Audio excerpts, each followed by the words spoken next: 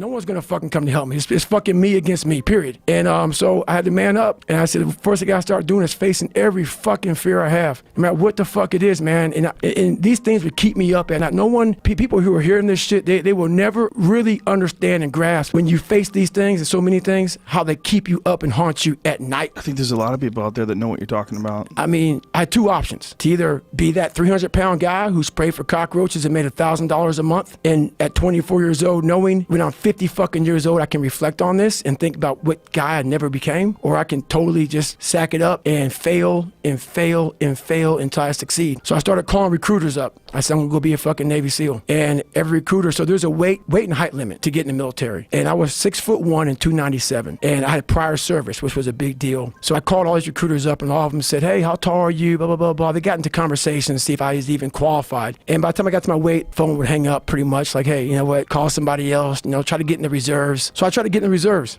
And I called this guy named Steven Salgio, recruiter, up. And he said, hey, come on in. He saw me, put me through the weight standard, all this other stuff. And to get into the class I had to lose 106 pounds in less than 3 months. I was like, fuck that, I can't do that. Grabbed my chocolate milkshake and went back to Ecolab. I'm going back to work, man.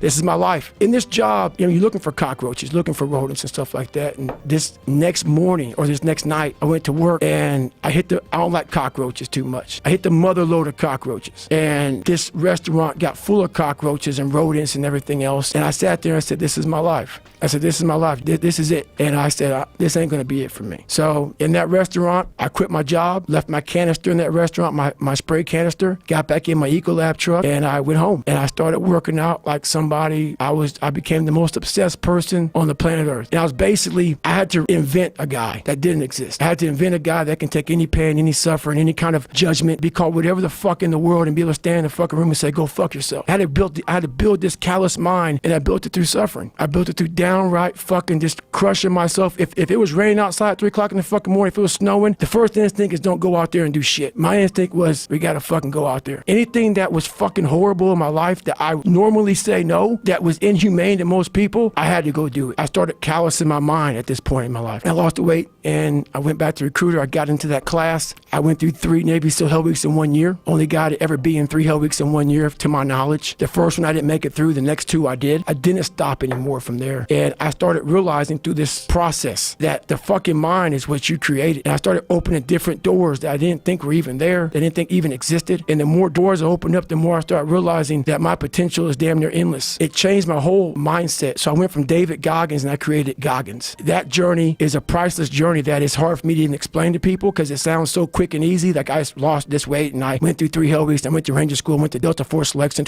whatever it is. It was brutal. It's a brutal journey every fucking day. And everybody goes, well, are you happy? If anybody knows my life story, and I'll try to give you just a snippet of it, where I'm at today is in front of Joe Rogan telling you my life. To get through where I became, to get through where I'm at now, there's nothing but pride I have for myself that I can't really, because I have this face that they see like, are you happy? What's wrong with you? I'm driven. I'm obsessed. And that's what you see. That's it. People need to hear this story. This is an exciting story for people because there's a lot of people out there that feel trapped and they feel stuck and they feel like they can't do anything. This is who they are. You're a guy who felt that exact same way, but figured out how to not be that person and be a person that you would admire. What were the first steps? Like you had some slips before, right? Because you quit because of the water thing. Right. But then when you went back the second time and you decided you're going to lose all that weight and you quit that job, just straightforward from there? Or were there some days where you just failed and then you picked it back up again? So my first run, when I decided to lose the weight, I was, like I said, 297. I was about 32% body fat.